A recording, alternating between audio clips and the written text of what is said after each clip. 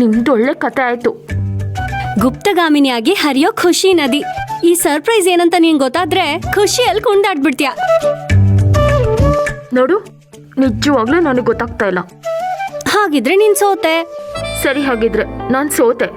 ಸರಿ ಕಾವೇರಿ, ಇವಾಗ ಕಂಡ್ಬಿಡು.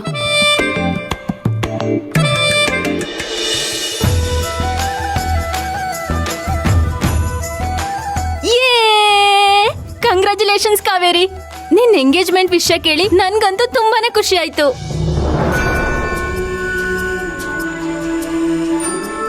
ನನಗ್ ಫೋನ್ ಮಾಡಿ ಒಂದ್ ಮಾತ್ ಕೂಡ ಹೇಳಲಿಲ್ಲ ಅಲ್ಲ ನೀನ್ ನಂಗೆ. ಇಷ್ಟ ಬೇಗ ನಾನ್ ನಿನಗ್ ದೂರ ಆಗೋದ್ನಾ? ಅದು ಸರ್ಸು. ಕಾವೇರಿ, ನಿನಗೆ ಇನ್ನೊಂದು ಸರ್ಪ್ರೈಸ್. ಎಂಗೇಜ್ಮೆಂಟ್ ಮುಗಿಯೋವರೆಗೂ ಸರ್ಸು ನಮ್ಮನೇಲೇ ಇರ್ತಾಳೆ. ಅದಕ್ಕೆ ಅಂತಾನೆ ಲಗೇಜ್ ಸಮೇತ ಬಂದಿದ್ದೀನಿ. ಹೇಗಿದೆ ಡಬಲ್ ಸರ್ಪ್ರೈಸ್? ನಮ್ ಸರ್ಸು ಅಷ್ಟೇ ಸೂಪರ್ ಆಗಿದೆ.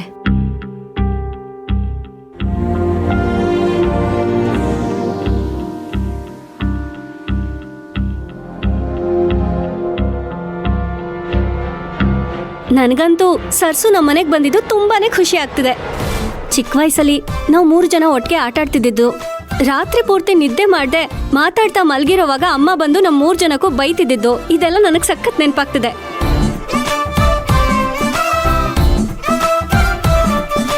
ಮತ್ತೆ ಅದನ್ನೆಲ್ಲ ಮೆಲ್ಕ್ ಹಾಕ್ಬೋದು ಅಲ್ವಾ ಸರ್ಸು? ಅಲ್ವಾ ಕಾವೇರಿ? ನೀನ್ ಆಡ್ಕೊಂಡಿರೋಕ್ ಇನ್ನು ಚಿಕ್ಕ ಹುಡುಗಿ ಅಲ್ಲ. ಸರ್ಸು ಬಂದಿರೋದು ಕಾವೇರಿ ಎಂಗೇಜ್ಮೆಂಟ್ಗೆ. ಎಂಗೇಜ್ಮೆಂಟ್ ಕೆಲಸ ಅಂತೂ ತುಂಬಾ ಜಾಸ್ತಿ ಇದೆ, ಅದನ್ನ ಮರಿಬೇಡ.